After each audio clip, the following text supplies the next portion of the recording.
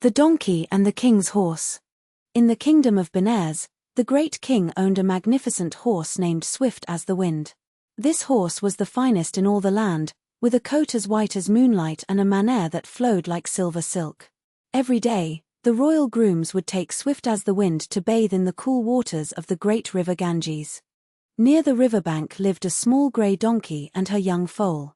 One day, as the grooms led Swift as the Wind past them, the mother donkey saw the beautiful horse and was completely enchanted. She had never seen such a splendid creature. From that moment, she could think of nothing else. She stopped eating her grass and stopped drinking water, growing thinner and sadder with each passing day. The young foal was very worried about his mother. "Mother, what is wrong?" he asked. "You are so thin and pale. Why have you stopped eating?"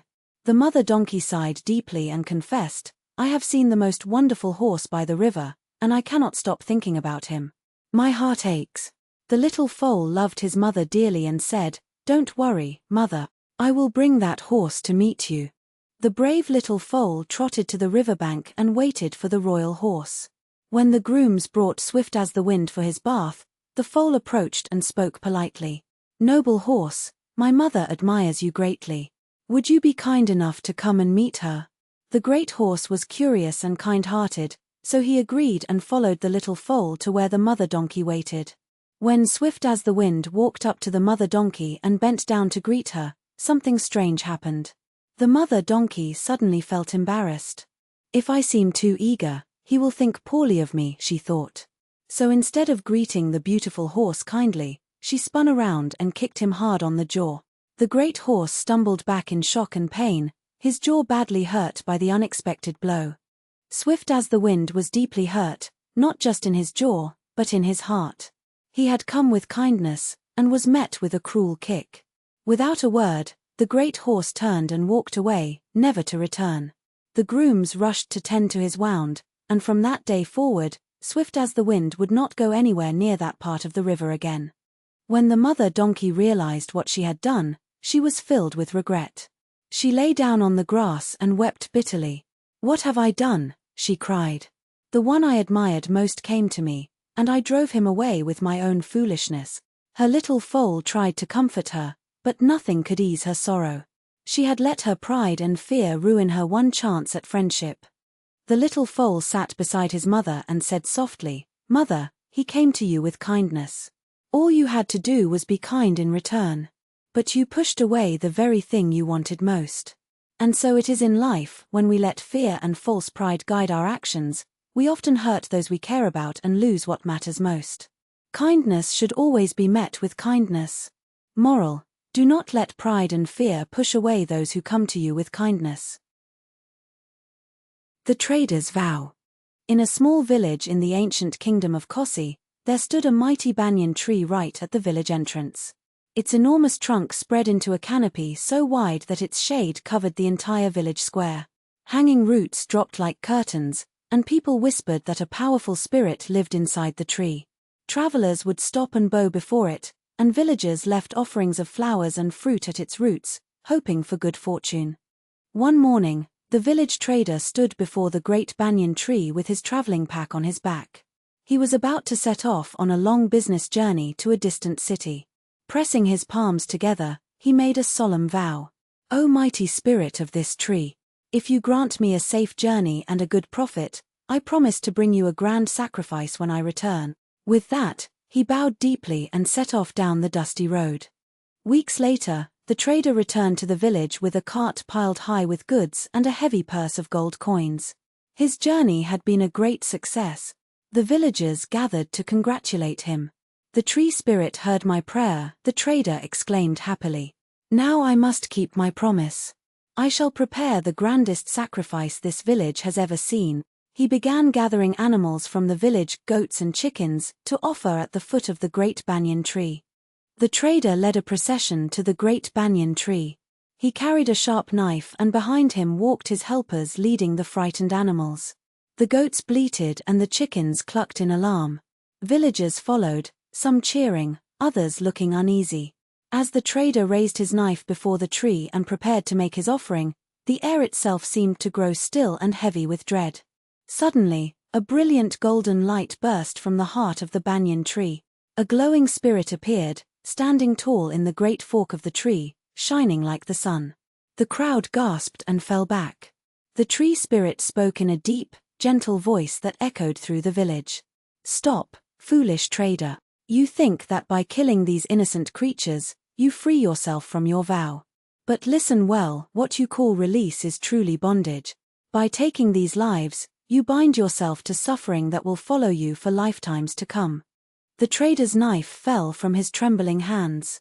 He looked at the innocent animals he had gathered, then up at the glowing spirit, and tears streamed down his face. "Forgive me," he cried, falling to his knees. "I thought I was doing a good thing. I thought keeping my promise would bring blessing, but I see now that the wise do not seek release through the suffering of others. True gratitude is shown through kindness, not through killing." The tree spirit smiled gently as the trader untied the animals and set them free.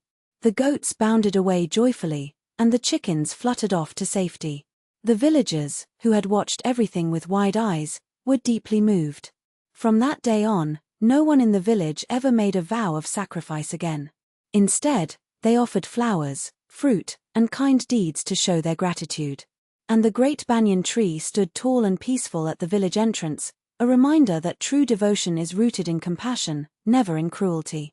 Moral: true devotion is shown through kindness and compassion, never through the suffering of others. What seems like fulfilling a promise can actually cause more harm. The Grateful Vultures.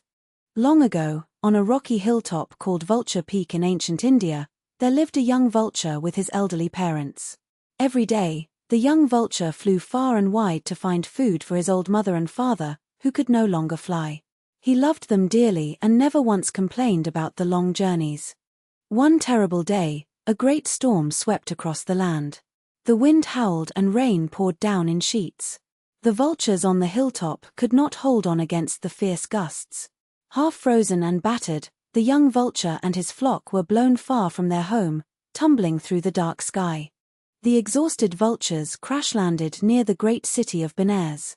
Shivering and soaked, they huddled together by the city wall, too weak to move. Their feathers were drenched and their bodies were numb with cold.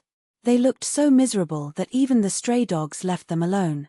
That very morning, a kind merchant from Benares was walking past the city wall when he noticed the shivering vultures.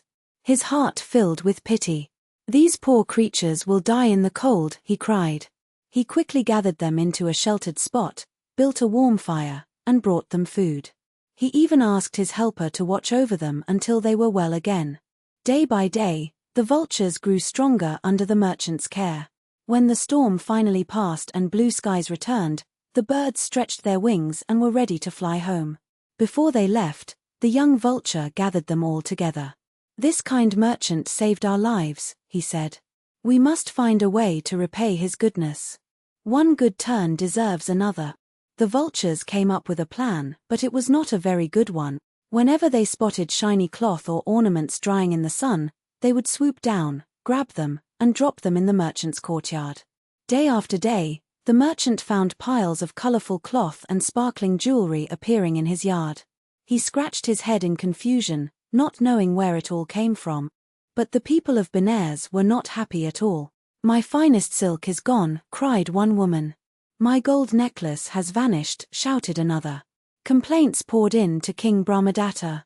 "These vultures are stealing from my people," the king declared angrily. "Set traps around the city. Catch me one of these thieves." Traps and snares were set all over the city. The young vulture, who was on his way to find food for his elderly parents, did not see the cleverly hidden snare. His foot caught in the rope and he was trapped. He struggled and flapped his wings, but he could not break free. "Oh no," he cried. "Who will feed my dear old parents now?" The young vulture was brought before King Brahmadatta. The king looked at the bird and said with a smirk, "A vulture can see food from 100 miles away, yet you could not see a simple trap right beneath your feet." The brave vulture looked the king in the eye and replied, "When one's time has come, O king, even the sharpest eyes cannot see the danger before them." The king was surprised by such wisdom from a bird. The vulture then explained everything: how the merchant had saved the flock during the terrible storm, and how the vultures had wanted to repay his kindness by bringing him gifts. But we did not realize we were taking things that belonged to others, the vulture said sadly. Our hearts were grateful, but our actions were wrong. The king listened thoughtfully, moved by the vulture's honesty. Just then, the kind merchant stepped forward and bowed before the king. Everything this brave bird says is true, Your Majesty, he said. I will return every single item to its rightful owner. The king smiled and ordered the vulture set free. Today I have learned 3 lessons, said the king. Kindness is never wasted, gratitude is a noble virtue, and true wisdom can come from the humblest of creatures. The young vulture flew straight home to Vulture Peak, where his worried parents were waiting. He told them the whole adventure and promised to always take care of them. The merchant returned every stolen item, the king protected all the vultures in his kingdom, and the flock never forgot the merchant's kindness, though they found much better ways to show their thank. Moral: kindness is never wasted, and gratitude is a noble virtue, but always show your thanks in the right way.